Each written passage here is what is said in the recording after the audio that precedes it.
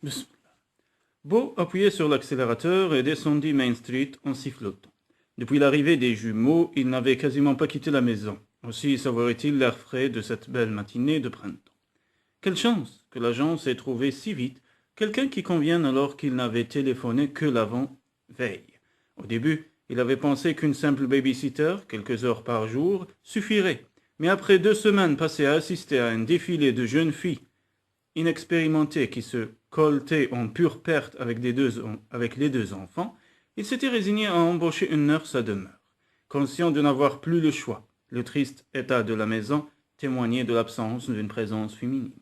Heureusement, grâce à la perle rare envoyée par l'agence, ce ne serait bientôt qu'un mauvais souvenir. Avec l'aide de Carole et celle de Dieu, il réussirait à élever les jumeaux. Parole de Beau Randolph. Il devait ça à Bob, son ami, son frère. En faisant de lui le parrain des enfants, Bob lui avait prouvé son estime et sa confiance. Il serait à la hauteur. Comme chaque fois qu'il l'évoquait, le souvenir de son ami disparu lui noua la gorge. 2 ans auparavant, il avait convaincu Bob et Mary de quitter New York pour revenir s'installer à Casey's Corners, d'où Bob était originaire. Beau leur rendait souvent visite, et pour lui, les célibataires sans enfants, ils étaient sa famille. Le destin avait voulu qu'il devienne le chef de cette famille, qui maintenant se réduisait à 2 petits orphelins, mais il les élèverait avec autant d'amour et d'attention que Bob et Mary l'auraient fait. Mademoiselle Cook le seconderait efficacement. La douceur innée et le sens de l'organisation féminin feraient merveille. Oui, Carole l'aiderait dans l'éducation des enfants, et il pourrait enfin souffler un peu. Cette perspective le mit d'excellente humeur, et il poussa un soupir d'aise en se garant devant le poste de police. Il allait enfin reprendre ses fonctions de shérif. Certes, elles n'étaient en rien comparables à celles si lourdes de ses collègues des grandes agglomérations, mais il était très fier à la fois de sa position et de sa petite ville natale. Il n'avait jamais éprouvé le désir de quitter la plaisante bourgade pour découvrir d'autres horizons. Casey's Corners était son petit coin de paradis. « Salut, mon vieux », lança-t-il en entrant dans le poste. Wyler Walker, shérif adjoint, ôta vivement ses pieds du bureau de Beau. Il se leva et tendit cordialement la main.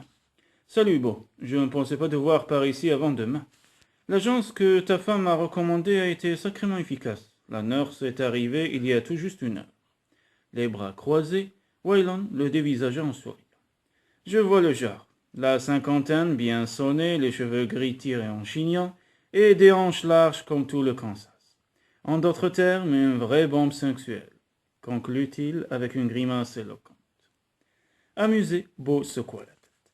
Je m'attendais effectivement à ce genre de dame, mais en fait, la description adéquate serait plutôt 30 ans, longs cheveux châtains cendrés, et des hanches que je verrais bien moulées dans un jean. Tu plaisantes, je suppose. Pas du tout. C'est injuste. L'an dernier, quand on l'a hospitalisée quelques jours, Regina a fait appel à cette même agence. Si tu avais vu le spécimen qu'on nous a envoyé. Un vrai remède contre l'amour. Une carrure de footballeur, de la moustache. C'est bien simple, la dame m'a donné envie de me faire moine. Beau et Wayland éclatèrent de rire.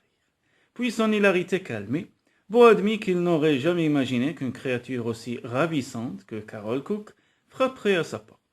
D'accord, elle paraissait plutôt froide et un peu collémentée, mais il ne pouvait pas tout avoir. Elle est célibataire ou mariée demanda Wayland, une lueur espiègle au fond des yeux. Célibataire, je suppose, puisqu'elle va vivre sous mon toit. Mais inutile de divaguer. Nos rapports resteront strictement professionnels. Effectivement, la situation était déjà assez compliquée comme cela sans qu'il s'encombre d'une petite amie. Il lui fallait une gouvernante, pas une dulcinée. D'ailleurs, dans la mesure où il n'envisageait pas de s'investir dans une affaire de cœur, mieux valait qu'il ne se montre pas entreprenant. Elle risquait de s'en formaliser et de faire ses valises. Or, il n'entendait pas perdre une aide précieuse. En effet, lors du procès, le juge tiendrait compte de ses efforts pour élever correctement les enfants, et s'il l'en jugeait capable, il lui en confierait la garde, dénotant ainsi la vilaine marraine new-yorkaise de sa demande. À la pensée que cette dernière puisse obtenir gain de cause au tribunal, il frissonna.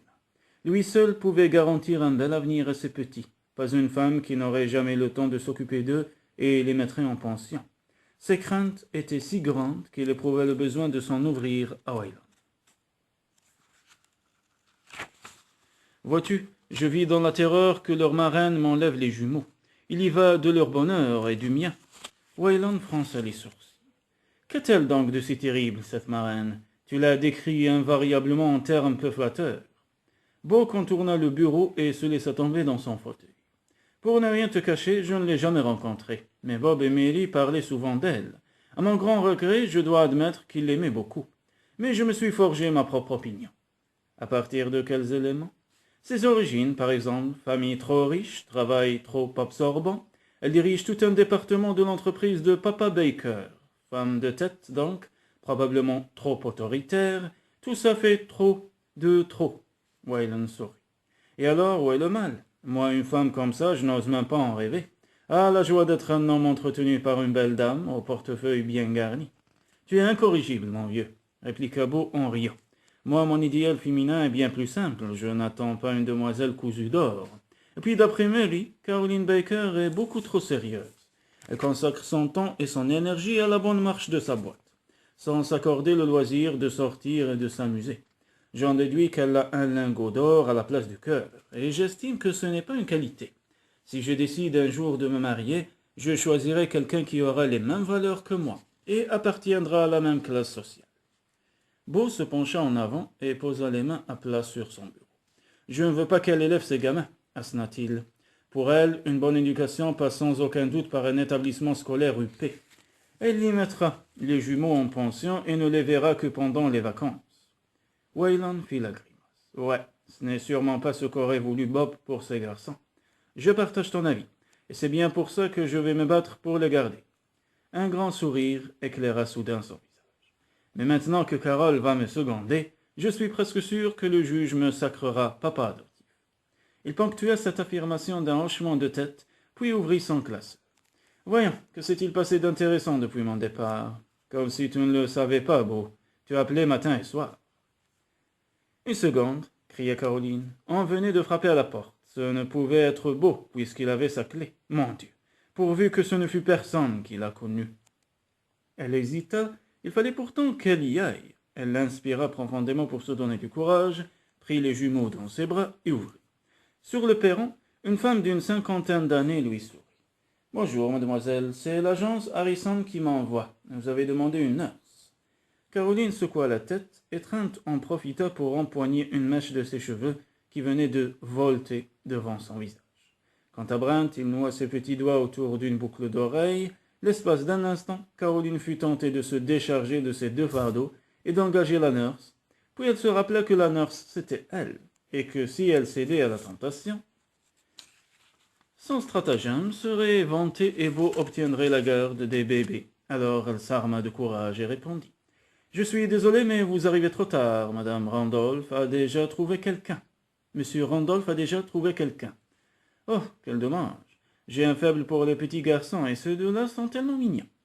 Ils sont adorables, en effet, acquiesça Caroline, tout en se demandant combien de temps ses cheveux résisteraient à la traction que leur imprimait Trent. Brent lui avait eu le bon goût de lâcher sa boucle d'oreille, mais elle souffrait tant qu'elle ferma la porte au nez de la nurse après une vague formule d'excuses. Vite, à la salle de bain pour appliquer une compresse sur son lobe en lambeaux. Elle ouvrit la main potelée de Trent, récupéra sa mèche avec un soupir de soulagement, puis posa les bébés par terre. Aussitôt, ils se mirent à pleurer. Là, doucement, mes chéris. Son appel au calme resta sans effet, et elle passa une main lasse sur son front. Il fallait qu'elle trouve un moyen pour souffler un peu. C'est alors qu'elle se souvint du parc installé dans le salon. Elle traversa le rez-de-chaussée en courant, les enfants ballottés dans ses bras, puis les y assit. Voilà, l'essentiel maintenant était de veiller à ce qu'ils aient assez de jouets pour s'occuper pendant un bon moment, jusqu'à l'heure du déjeuner, en moins, ce qui lui permettrait de redonner à la maison une allure décente. Après le repas, il ferait sûrement la sieste. Rassérénée, elle sourit. Pourquoi s'inquiéter à l'avance? En réalité, ce serait simple comme bonjour. En premier lieu, il fallait qu'elle change de vêtements. Un ensemble en lin n'était pas la tenue la plus appropriée pour s'occuper de ces deux charmants bambins. Non, qu'elle eût d'ailleurs des affaires adaptées à la circonstance dans ses bagages, en venant à Casey's Corners, elle n'envisageait pas de se retrouver sur un champ de bataille. Pourtant, c'était bien la guerre qu'elle s'apprêtait à déclarer à Beau Randolph. Elle ne se laisserait pas berner par son charmant accueil et ses sourires. Cet homme était impitoyable. Il n'avait même pas jugé utile de la prévenir que la mère de Bob, en se sentant pas la force d'élever ses petits-fils, il en demandait la carte. Le procès se déroulerait dans quelques semaines, mais il recevrait sous peu un courrier lui annonçant qu'elle se mettait elle aussi sur les rangs. Le juge délibérerait sans nul doute en sa faveur, et elle repartirait à New York avec les enfants. Mais en attendant, ces chérubins étaient à Casey's Corners, et elle se faisait passer pour leur nurse. Or, une nurse ne devait pas quitter ses protégés des yeux.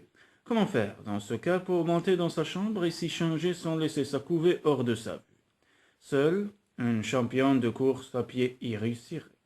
Mais elle en avait été une, à l'université. Ce souvenir la galvanisa, et elle inspira profondément avant de s'élancer dans l'escalier. Le montant 4 à 4, elle se précipita dans sa chambre, sortit en hâte de sa valise un pantalon de toile noire et un chemisier, puis revint s'habiller dans le salon. Le tout en une minuscule minute. Bien, et maintenant? Pour l'instant, les bébés s'amusaient calmement, indifférents à sa présence. Pouvait-elle en profiter pour ranger la cuisine et le salon? Oui, à condition de garder un œil sur eux en permanence. Quelle galère! Dès qu'elle les aurait ramenés à New York, elle embaucherait une nurse. Rassérénée par cette pensée, elle prit un balai, accessoire pour elle incongru s'il en était, et s'attaqua au carrelage, tout en songeant que Beau Randolph exagérait. Nettoyer n'entrait pas dans les attributions d'une nurse.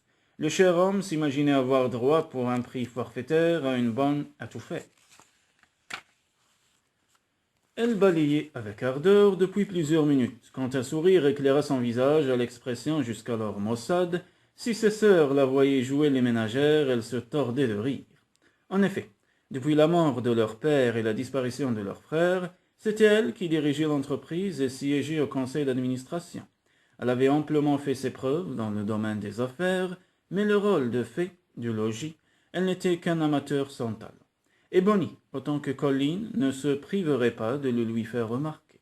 Elle se sentait toutefois prête à bien des sacrifices pour avoir le privilège d'élever ses enfants.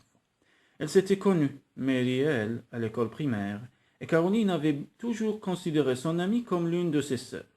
Elle savait quel avenir celle-ci aurait choisi pour ses garçons, et ce n'était sûrement pas celui que leur réservait Beau Randolph. La matinée s'écoula beaucoup trop vite à son goût.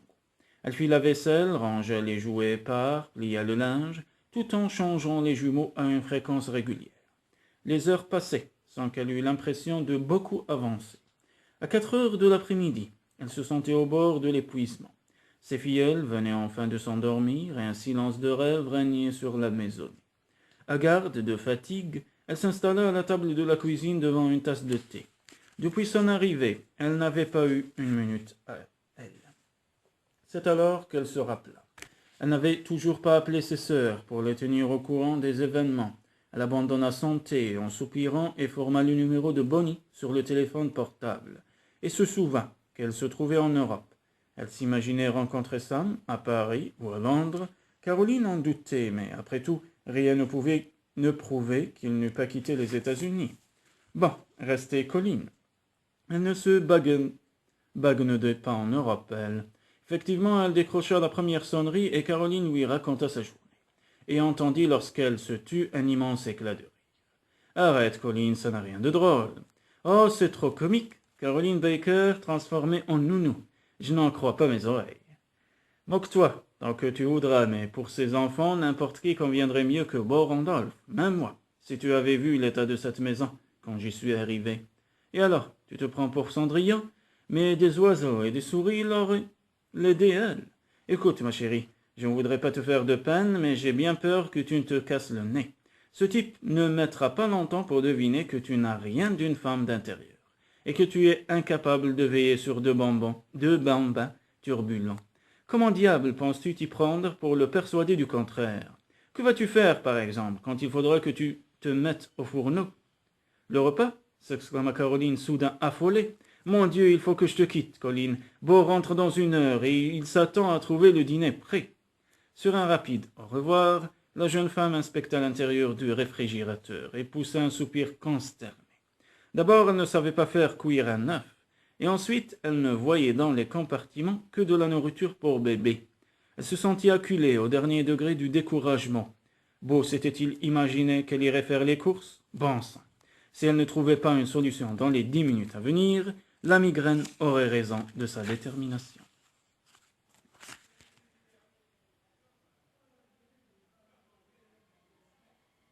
Beau entra dans le salon parfaitement rangé, et un sourire gourmand aux lèvres eut malaise. Une succulente odeur de rôti flottant dans la maison, son sourire s'élargit. Il avait embauché une perle. « Coucou, Carole, où êtes-vous » ?»« Dans la cuisine. » Il s'arrêta sur le seuil de la pièce et contempla émerveillé le spectacle qui s'offrait à ses yeux. La table mise n'attendait que lui. Vêtus de salopettes toutes propres, les jumeaux gazouillaient installés sur leurs chaises hautes.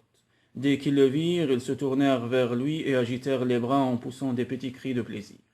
Il soupira d'aise, Dieu qu'il aimait ses enfants. Ils avaient pris une place telle dans son cœur, en l'espace de quelques jours, que non, c'était presque effrayant. Debout, devant la gazinière, les joues rosies par la chaleur, Caroline portait une chemise de soie grège et un pantalon rouge. Ces tons très féminins lui allaient bien, songea-t-il juste avant de se pencher vers les bébés. Alors, comment vont mes trésors? Ont-ils passé une bonne journée avec Carole? En guise de réponse, ils tapèrent vigoureusement du poing sur le plateau de leur chaise haute, ce qui le fit rire. Vous avez l'air en pleine forme, les bouts de chou. Puis, à l'adresse de Caroline, est-ce que je peux vous aider? Non, tout est prêt, nous pouvons passer à table. Elle remplit une saucière de jus de viande et posa un rôti découpé en fines tranches, garni de légumes, devant Beau, qui écarquillait les yeux. Puis elle s'assit en face de lui. Je n'en reviens pas, s'exclama-t-il. Je pensais qu'il vous faudrait au moins 2 jours pour avoir la situation bien en main. J'avoue que vous m'épatez. Ne sous-estimez jamais les capacités d'une femme, répondit-elle en souriant d'un air malicieux.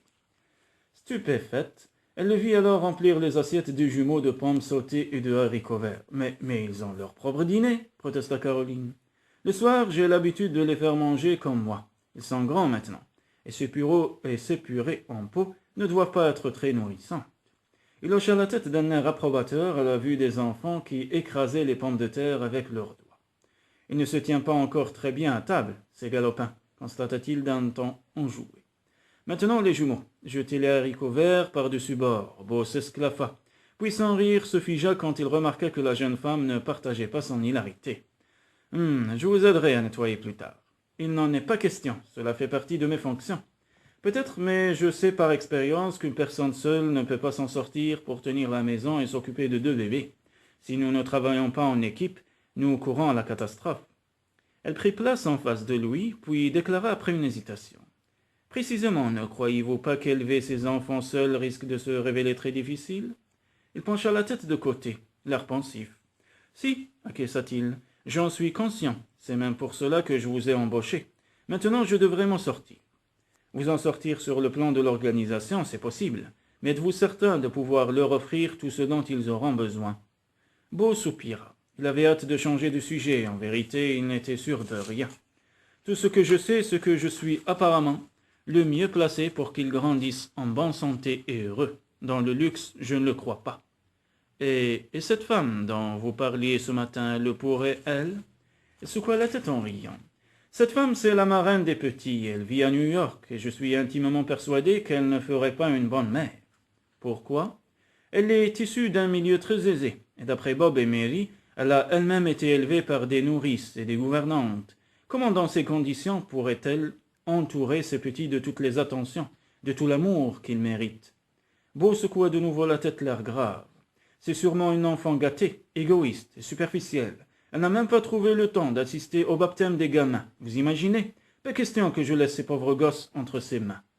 Les lèvres pincées, Caroline se servit en roast-beef et en légumes. D'accord, elle n'était pas venue au baptême, mais était-ce sa faute si une affaire d'une importance vitale pour la société de son père l'avait retenue à l'étranger? Le souvenir de la cérémonie manquée lui arracha un soupir de tristesse. Allons, elle n'allait pas se culpabiliser. Elle était chef d'entreprise et ce n'était pas une sinécure. Mais comment le faire comprendre à un petit shérif du Kansas? Vous savez, la marraine des jumeaux ne demandera peut-être pas la garde de Brint-Étreinte, suggéra-t-elle. Alors là, ça m'étonnerait. Elle est têtue comme une mule et doit avoir l'habitude d'obtenir tout ce qu'elle veut. Je sais par l'avocat en charge de la succession qu'elle a l'intention d'adopter les petits.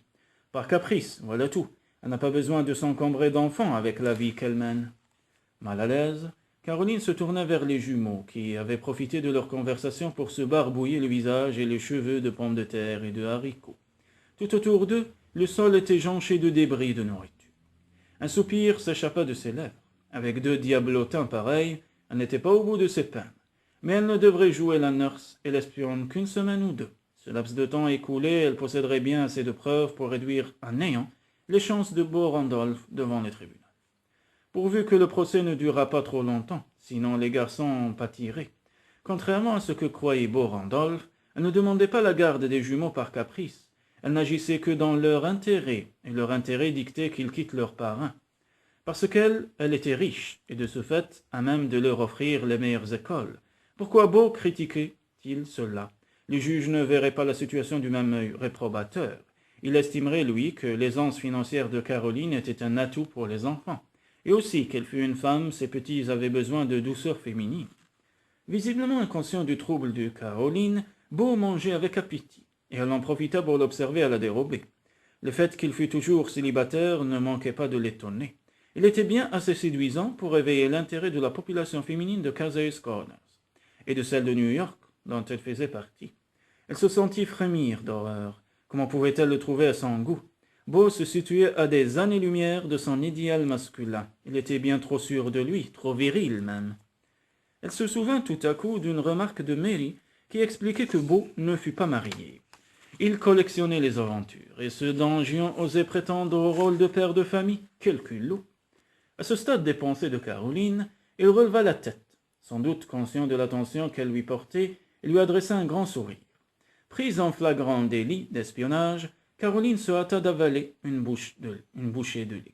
« Ce repas est excellent, déclara-t-il en se resservant. « Merci. » Un peu honteuse, Caroline s'interrogea. Avait-il reconnu le plat du jour proposé par le traiteur situé sur Main Street? Mais cet accès de culpabilité fut de courte durée. En fait, elle était fière de son idée de génie. Après avoir consulté le bottin, elle avait appelé Wanda, le seul restaurant-traiteur de Caseys Corners, et passé sa commande, exigeant livraison dans l'heure. Elle avait payé avec sa carte de crédit et hop, le tour avait été joué. La vie pouvait devenir si simple. Elle entendait bien avoir recours à ce stratagème jusqu'à son départ. Elle sourit, ravie de son ingéniosité. Beau semblait parfaitement comblé et son repas achevé, s'adossa à son siège en poussant un soupir de bien-être. Il va falloir que je me remette au jogging, sans quoi, à ce régime-là, je risque de prendre 5 kilos en un mois. Vous courez? S'étonna-t-elle. Curieusement, elle avait imaginé que toute forme d'exercice se limitait chez lui à apporter des canettes de bière à sa bouche. Elle aurait pourtant dû se douter qu'il se livrait à un entraînement plus sérieux, puisqu'il n'avait pas une once de graisse. Avant l'arrivée des petits, je courais 3 kilomètres tous les matins. Vous pouvez reprendre vos habitudes, déclara-t-elle en se levant. Comme il commençait à rassembler les assiettes, elle arrêta d'un geste de la main. Inutile de m'aider, ça fait partie de mes fonctions. Je crois que vous ne m'avez pas bien compris tout à l'heure, répliqua-t-il tout en continuant à débarrasser la table. Aucune tâche n'est spécifiquement attribuée à quelqu'un dans cette maison. Nous devons, vous et moi, travailler ensemble pour nous en tirer le mieux possible avec les jumeaux. Il posa les assiettes dans l'évier et se tourna vers elle, le sourire aux lèvres. Je pense que nous allons former une équipe formidable. Caroline se força à lui rendre son sourire. Dès que ses desseins seraient réalisés, elle déserterait cette équipe sans sourciller. Quoi qu'il arrive, elle ne devait surtout pas oublier que cet homme appartenait au camp adverse. En quelques minutes, un semblant d'ordre fut remis dans la pièce, et Caroline estima que l'heure de baigner les bébés avait sonné. Ce ne serait pas un luxe, étant donné ce que les jumeaux avaient fait des légumes. « Vous voulez bien mettre Trent dans le parc, s'il vous plaît? Je vais donner le bain à Trent. » Si je puis me permettre un conseil, il est préférable de les baigner ensemble, d'abord parce qu'ils hurlent quand on les sépare, et ensuite parce que ainsi, vous ne subirez qu'une fois cette expérience. « Subir cette expérience ?» répéta-t-elle les sourcils levés, et lui un sourire en coin. « Vous voulez des preuves? Faites couler le bain pendant que je les déshabille. » La jeune femme s'exécuta, s'interrogeant toujours sur le sens de ses propos. Comme elle ouvrit les robinets, elle admit à contre-cœur que Beau avait raison, du moins sur un point. Mieux valait en effet baigner les enfants ensemble. Au cours de la journée, elle s'était rendue compte que dès qu'ils se perdaient de vue, ils se mettaient à pleurer. Tous les jumeaux étaient-ils aussi unis? Ou était-ce la perte de leurs parents qui avait induit une telle solidarité entre eux? Tandis que l'eau coulait dans la baignoire, Elle se tourna et observa l'image que lui renvoyait le miroir de la salle de bain. Pendant un bref instant, elle faillit ne pas se reconnaître. Ses cheveux pendaient lamentablement autour de son visage au trait tiré. N'avait-elle pas toujours entendu dire que les femmes entourées d'enfants étaient resplendissantes? Ce n'était pas son cas. À ce moment, la porte de la salle de bain s'ouvrit sur eux. Torse nu, il tenait un bébé dans chaque bras et il avait l'air rayonnant, lui. Réprimant un mouvement d'humeur, elle ferma les robinets et vérifia la température de l'eau. Puis son regard revint sur Beau. Pourquoi diable avait-il jugé utile d'enlever sa chemise? Elle attendit qu'il ait assis les jumeaux face à face pour s'agenouiller à côté de la baignoire. « À votre place, je reculerai un peu, » suggéra-t-il. « Je préfère rester là, au cas où l'un d'eux glisserait. » Puis elle détourna les yeux de la peau nue tendue sur le torse musclé. La pièce paraissait ridiculeusement petite depuis que Beau y était entré. « À votre guise, Carole, mais vous le regretterez. » Un sourire flottant sur ses lèvres, il se pencha au-dessus de la baignoire. Caroline observait les jumeaux qui babillaient. Elle commençait à se détendre quand, soudain, comme s'ils s'étaient concertés, ils se mirent à battre violemment des pieds et des bras, lançant de grandes gerbes d'eau autour d'eux. En un éclair, la jeune femme fut trempée de la tête aux genoux. Elle repoussait en arrière sa chevelure dégoulinante quand elle entendit le rire tonitruant de Beau. « Je vous avais prévenu. » Elle se releva et s'écarta de la baignoire. « Ils font toujours ça? »« Toujours. Ils adorent l'eau. Je pense qu'ils deviendront des nageurs olympiques. » Il se tourna alors vers la jeune femme et, sans doute consterné par le désastreux spectacle qu'elle offrait, cessa de rire. « Ne bougez pas, je vais chercher des serviettes. » Tant de sollicitude de la part de ce rustre étonna Caroline. Pourquoi soudain se montrait-il si galant? La réponse lui apparut quand elle baissa les yeux sur son corsage. La soie grège collée à sa peau, révélant non seulement les motifs de son soutien-gorge en dentelle, mais aussi la pointe de ses seins. Elle sentit ses joues virer au cramoisi, et s'empressa de remettre un semblant d'ordre dans sa tenue, en écartant l'étoffe de son corps seigneur. Rien ne lui aurait été épargné. Grâce au ciel, les bébés semblaient lassés de leur jeu nautique et s'amusaient maintenant dans le calme avec de petits animaux en plastique.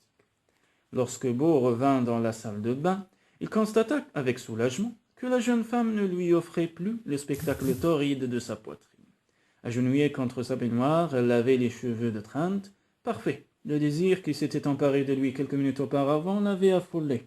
La situation était bien assez complexe, sans que, de surcroît, il fantasme sur la nurse. « Voilà les serviettes. Appelez-moi quand vous aurez fini, » lâcha-t-il abruptement avant de quitter la salle de bain. Il se rendit dans le salon et là se laissa tomber dans un des fauteuils en soupirant. La fonction de Carole était de l'aider à s'occuper des jumeaux et à tenir correctement la maison, et ce dans un seul dessein, convaincre le tribunal de sa capacité à assurer le bien-être des enfants.